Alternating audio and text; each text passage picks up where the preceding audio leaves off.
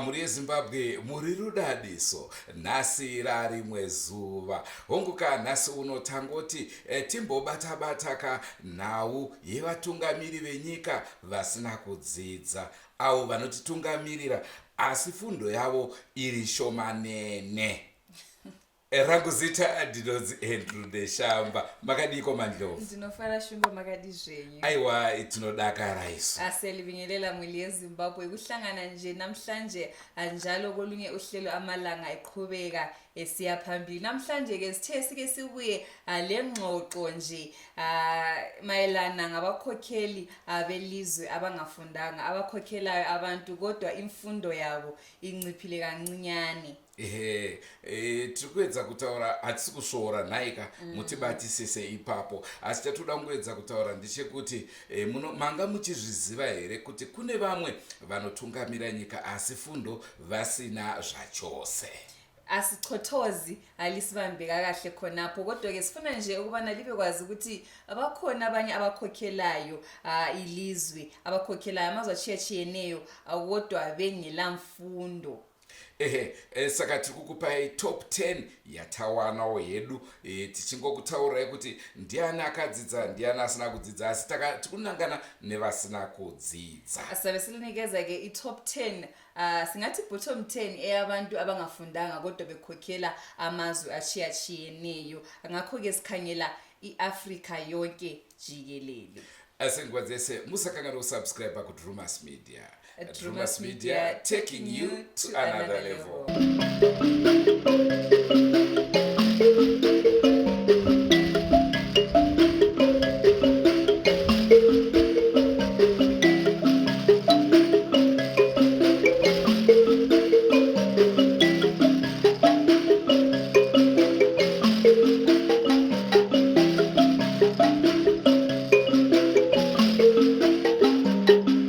Totanga apa number 10.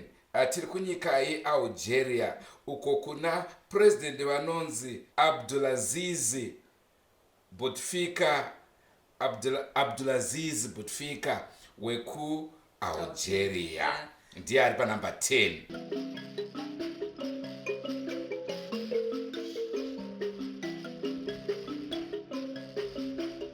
Yeyu anonzi haana kumbonyanya anga ari very bright kuchikoro, asi haana kuzowana rugwaro rwepamusoro, akangoti dzidze zvishoma.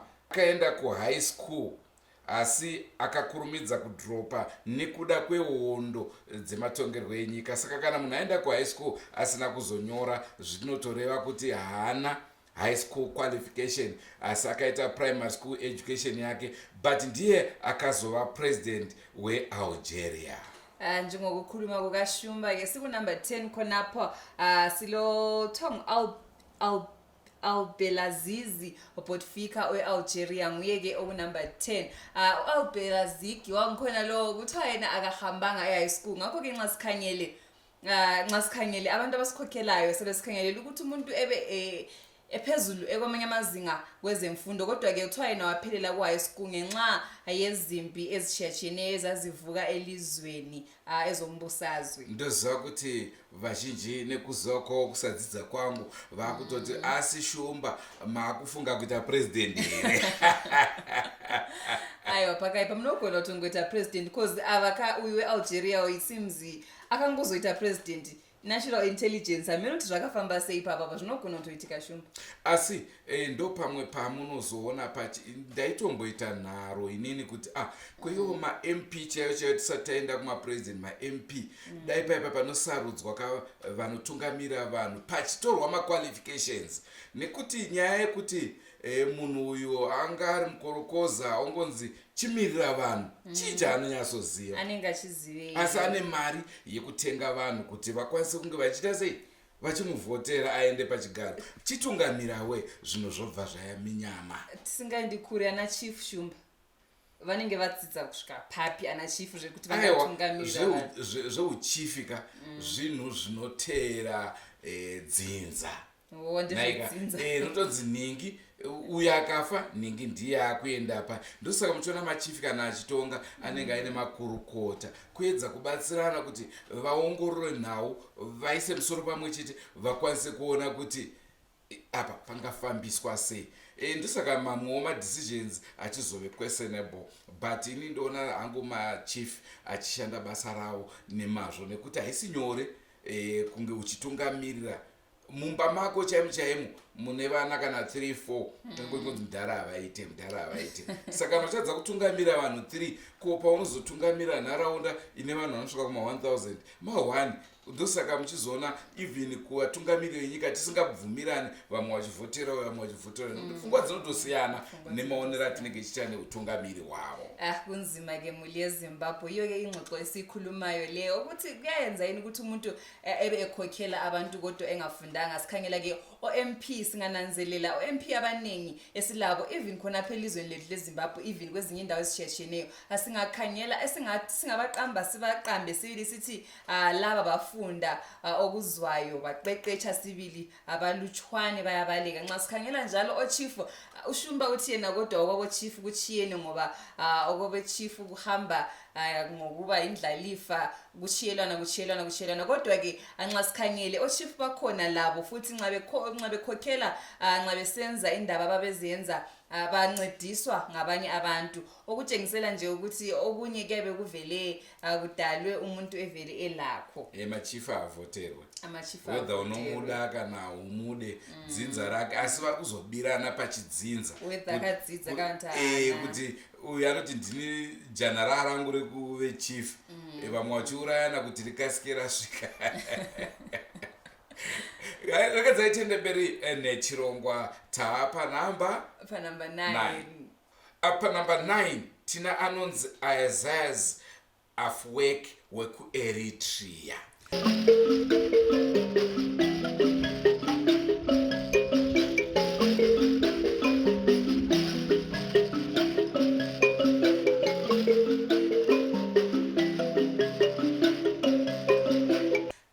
Ndiye ari panamba 9. Isaias uyu kwauyo akaenda kuchikoro akaita higher education, asi paakazoenda kucollege kunostudy engineering akabva adropa. Zvinotiratidza kuti akagumira kupi? Kusekendari. Haana kuzoita college yake. Yanza akaita wanika asi still haana kana munhu usina kupedza waita zvobva zvandifukisa Abel Mauchi akati akadzidza 1 day anza how many hours kusekendari ndobva asiya. Saka tinenge chiti akaita here kana kuti haana. Naizvozvo ndo zvina Isaias wekuEritrea ndiye akave futi first president weEritrea. Akunamba 9 ngeslo Isaias Afwerki Eritrea nguye okunamba 9. U-Isaias lo yena waba lenhlanhla nje, wafunda high school yakhe waqeda wasesiya ke e-university lapha afunda khona okomnyaka owodwa, wasechiya ke esesiya njalo empini. Atiri kukwidzanawo makati akati chienda kune vatu vasina kudzidza zvachose. Takuenda panamba 8 tina anonzi Muhammad Buhari wekuNigeria.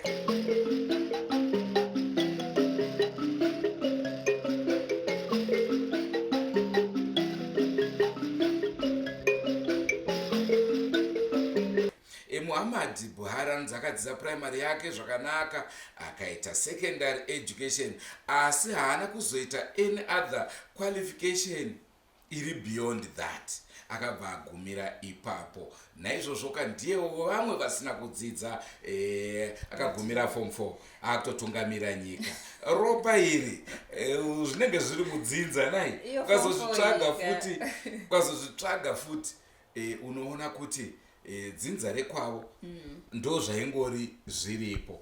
Asiwo ukatarisa education yatopiwa nevarungu iyoyi yatakanzi tiitei, tarirawo mwana anonzi anoenda grade 1 aine makore 7-9 achisvika grade 7 anenge anechi kuma 14 handiti.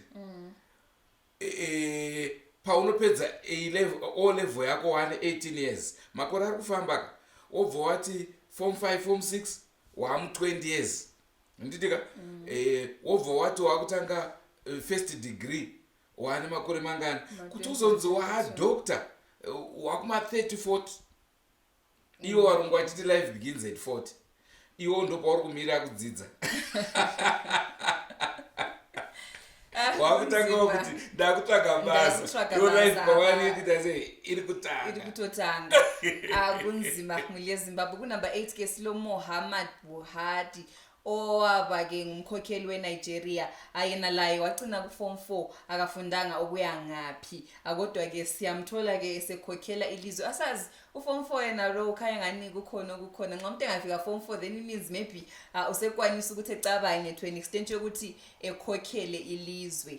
And ndinofunga kuti kana usina kudzidza ka uri president zviri nyore kuti maminister akwaya uchitora vacho vakadzidza kuti vakupe correct information nekuti kutonga hausi munhu wanika kutonga makawanda akusuka kube lula ke nxa ungathi wena usube ngupresident ungafundanga. Laba abanye abakusekelayo sokumele unanzelele la ubone ukuthi hayi bona abafundile baqeqeshile ukwenzela ukuthi abebe bekutshela bekuncedisa la ukuthi kwenzwa so. manje ngiyovuma ukuendelea kuchikoro muka 20 nikatodropa naye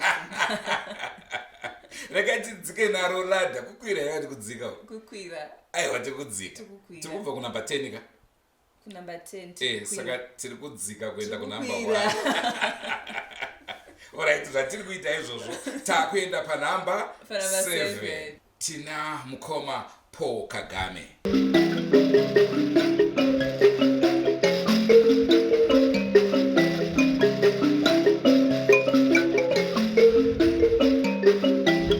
Paul Kagame ndiye vamwe vatungamiri vane mbiri zvikuru. Paul Kagame anonzi akadzidza kuprimary yake ari parefugee camp, ndopa akadzidza chirungu, asi nekuda baba vake vakabva vazoshaika zvakare achiri kuprimary ikoko kwaakadzidza chirungu. Fundo yake hainazobokwanisa kunge achiwana yepamusoro nekuda kwematambudziko. Unozoti kana wanherera zvakaoma yet again iwo uchigara murefugee camp, saka zvanga zvakamuomera, asi airwira kodzero dzevanhu, izvo zvakazoita kuti apedzisere ava mukuru wenyika. Zvakaita zvakare kuti adzingwe kuchikoro. Akadzingwa zvakare kuchikoro nekuti aiona zvinoratidza kuti utungamiriri wanga wagara uri mumari, asi fundo pasina, asi dzeutungamiri dzanga dziri ti. Kunumber 7 ngesilo Paul yena owaba ngumkhokheli weRwanda asenanzelela ukuthi wafunda iprimary wafunda isecondary ngenxa yokuthi wayethanda ukungenela into ezokulwela ilizwe esilwisana labantu ababengafuni impumelelo elizweni lakhe. Wagcina ke esexoshwa esikolo wasephelela ke khonapho nje esecondary, kodwa ke awagcina yena esengumkhokheli weRwanda. Dzimwe ngokuma msoro kwakanaka kunogona kuti ngopedzisira wapa nechimwe chidano, unogona ngopedzisira wapa nechimwe chidano. Asi politics dzemuAfrica dzakaipira chinhu one, unofa. Kuna vasingazeze kuuraya vanongokuti you're gone. Saka iye Paul Kagame andifunga kuti akagona kubva kurefugee ugozonyasonzwa president usina pasina zvaitika kudyepa uko darapa zvako. Ndio anga ari panumber 7. Tiri kudzika naro ladha, imuri kukwira kanaro ladha. Takuenda panumber ini ndozva tinonzi countdown, saka tiri kudzika. Alright. Imi muri kuita sei? Yes, tiri kukwira. Muri kukwira manera. Muri tiripo panumber 6 ipapo. Taenda panumber 6. Tina anonzi Yahya Jammeh of Gambia.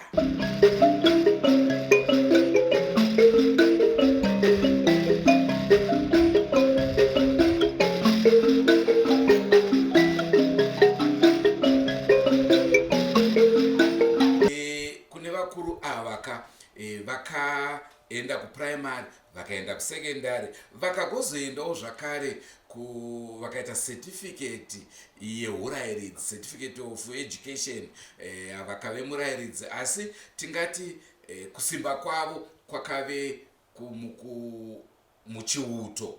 vakadzidza zvechiuto, vakatodzidzawo futi under United States Army, vakadzidza kuSenegal, asi vanga vakudzidza zvechiuto. Tingati ndofundo yavakaita. vakatodzidza aiwa vakadzidza asi kunumber 6 khona phasi loyaya owaba yena ngupresident ngemva kokubana ehambe eprimary wathi secondary wasuka waya ecollege wayafundela ukuba nguteacher, wasuka njalo wasesiya earmy lapha afundela khona ukuba lisocha khonokho kwe-politics landlani. Zvabva zvaunza zvakare mumwe mubvunzo wandakaudzwa, imwe nyaya yandakaudzwa yekuti vanhu vakadzidza stereki vadzidzisi varayiridzi vakaita mapresidents vakawanda vaitobva nekutiching. Isusu vana neshamba takatobva futi nekutiching, saka machances ekuita president ari hai. Tiri kuendera mberi, takuenda tikatarisa vatabva ndo vakatidzidze yavo. Takuenda panamba 5. Pana Muhammad Abdul Aziz wekumauritania.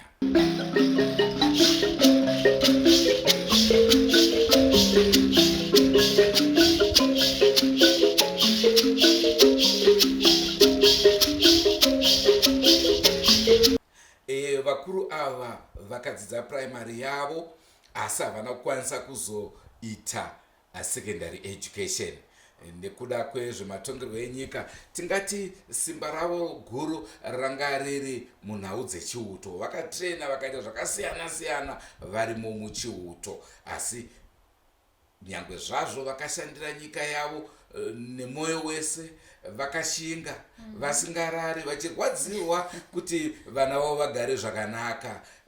Nhau ndiyo imwe chete yekuti havana havo kudzidza, havashandira nyika yavo kudaro. Vagari vemunyika vakaramba vachizviongorora kuti aiwa vakuru havana chikoro. Pake upresident wahamba yena eprimary waqeqesha, kodwa ke ukuthi high school akwasokuphela khonapo, wahamba ke ku-army lapho ayenelisa khona ukubana eqeqeshe kakhulu okwamenza wagcina wasesiba ngumkhokheli welizwe. Kodwa ke akunjalo, abantu belizwe lakhe abazange bakunanzelela konke lokho ayekwenza, baqhubeka bebona kuphela ukuthi hayi akafundanga. Tiri kuramba tichikwira naro ladder, tichidzika ladder, naro ladder. Tapa number 4. Number 4. Na Ismail Omar Gwela of Djibouti.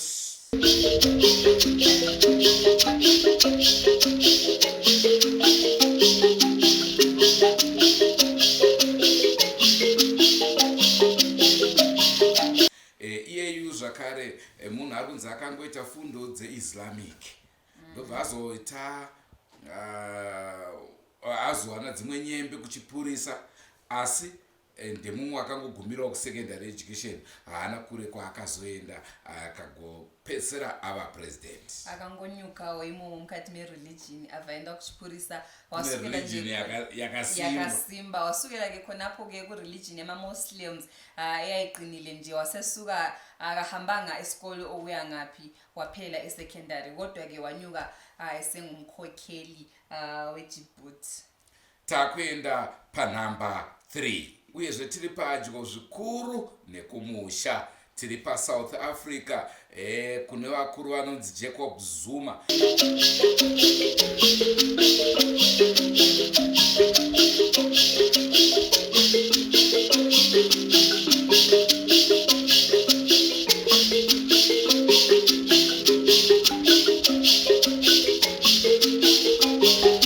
Baba Jacob Zuma vanonzi vakagumira grade 5. Uyezve ndivo vanga vari president weSouth Africa number 4. Havana imwe education inozivikanwa. Uyezve zvinonzi panguva yavo yekuve president pakatomboitwa kakunetsana, vanhu vachiti ane kodzero here yekuti ange achitungamira nyika. Ibva wambondimbirawo mushina wami. Zvokuimba ndo zvenyu shumba.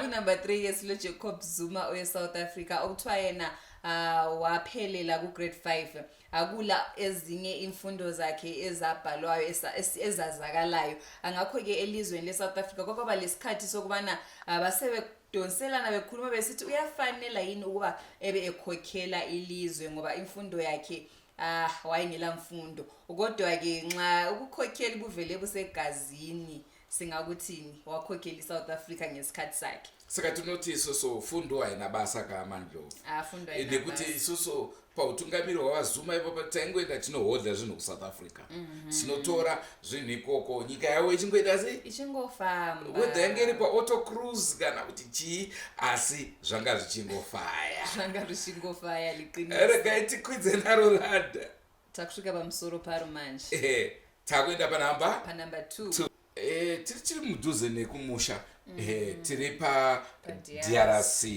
kuna mukoma Joseph Kabila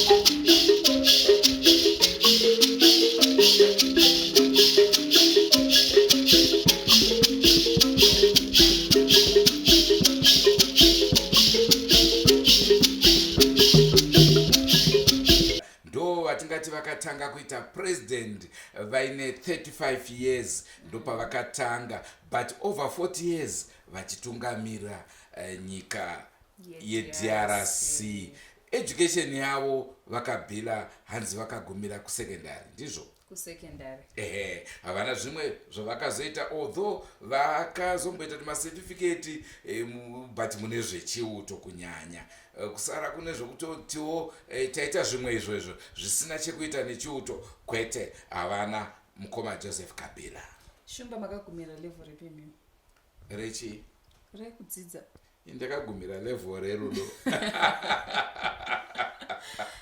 kunzima nxa sikhangela ke kunumber 2 silo Joseph Kabila oweDRC akafundanga laye okuya ngaphi waphelela ke ku high school khonapha waqalisa ukukhokhela ele 35 years wakhokhela okweminyaka eyi40 asazi ukuthi isikolo siqhakathekile yini kumbe sithi asiqhakathekanga idebate esizayifaka leyo ngelinye ilanga sizwe ukuthi licabangani lina mule Zimbabwe siqhakathekile yini isikolo akumbe asiqhakathekanga dzimwe nguva kana nyika muine mtemo yakangoti omei yekuti usaba nyaya dzekuba dzeuori ndo dzinouraya nyika asi muDRC macho mune ngoda nyika haizodoo nezvokudaro nekuti inenge ine backup nebackbone zvese zvinenge zviripo ndo panamba 2 asesiqhubekela phambili ke sesisiya ke kunumber 1 sesiphezulu welada panumber 1 pana Denis Sassou Nguesso wekuRepublic of Congo zvakare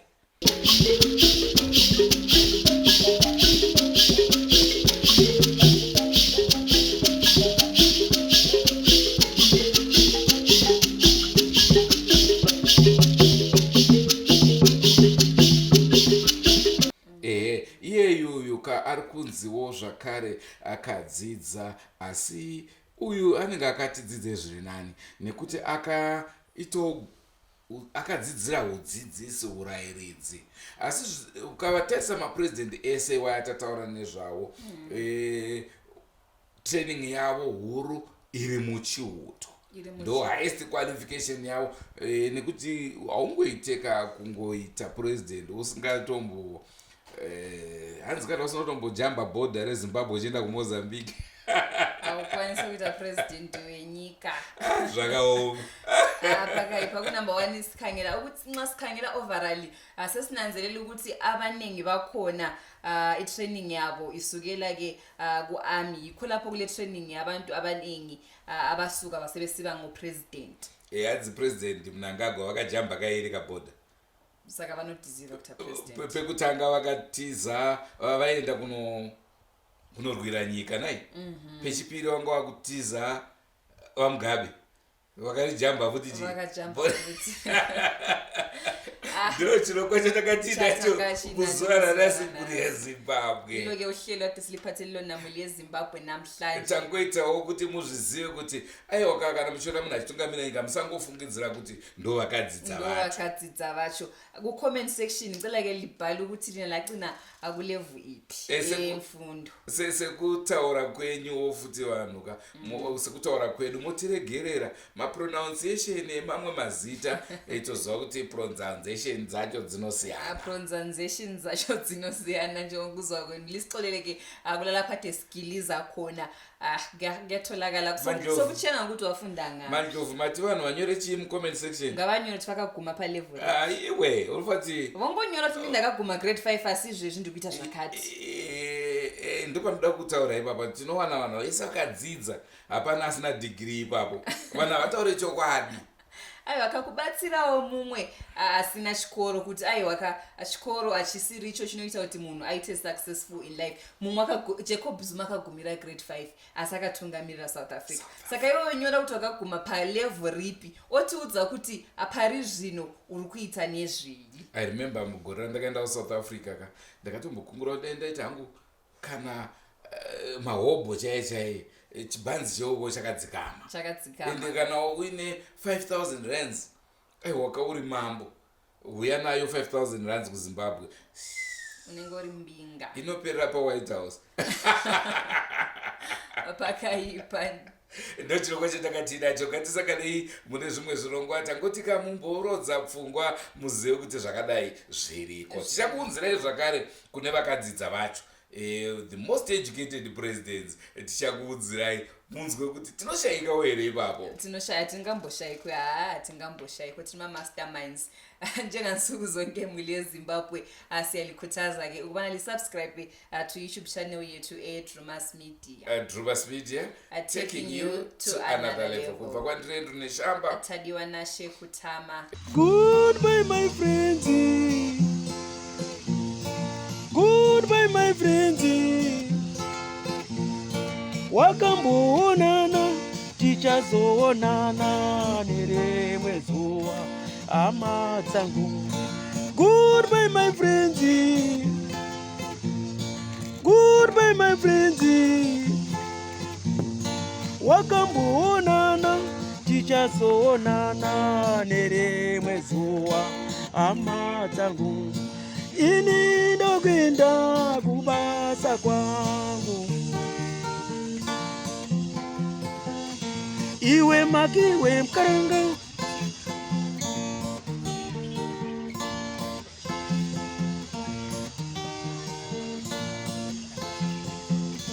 Iwe makiwe mkaranga.